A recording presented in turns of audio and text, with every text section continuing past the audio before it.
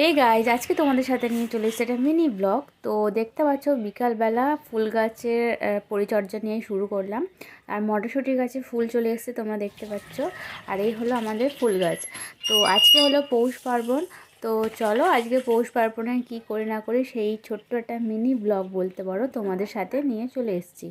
তো এখন হয়ে গেছে সন্ধ্যাবেলা, আর মা এই যে বাউনি দিচ্ছে। বাউনি মানে এই যে ধানের এই যে শীষগুলো এরকমভাবে বেঁধে সব জায়গায়, মানে তুলসী তলায়, ঠাকুর ঘরে, ঘরের চালে সব জায়গায় দিতে হয় আর কি।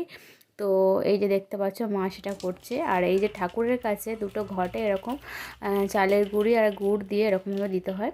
তো সেটাই হচ্ছে। আর তারপরে আমি এই যে দুটো পিঠে বানিয়েছি সেটা তোমাদের সাথে শেয়ার করলাম, ক্ষীর আর ডালের রস বড়া। আর মা করছে এখানে চিতই পিঠে।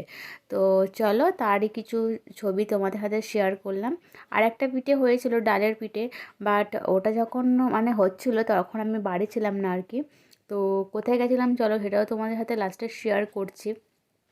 তো অ্যাকচুয়ালি আমি হচ্ছে যাচ্ছি একটু ব্লাউজের দোকানে, একটা ব্লাউজ বানাতে দেওয়ার আছে।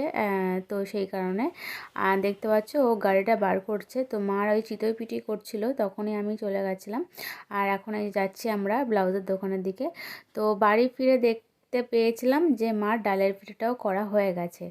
তো ঠান্ডার সময় একদম পুরো গুটিসুটি মেরে একদম পুরো জ্যাকেট ম্যাকেট পরে যেতে হয়েছে আর কি। প্রচণ্ড ঠান্ডা ছিল আজকে বাইরে। আর এই যে দেখতে পাচ্ছ পিঠে রেডি। তো চলো আজকে কি কি পিঠে হয়েছে দেখিয়ে দিই।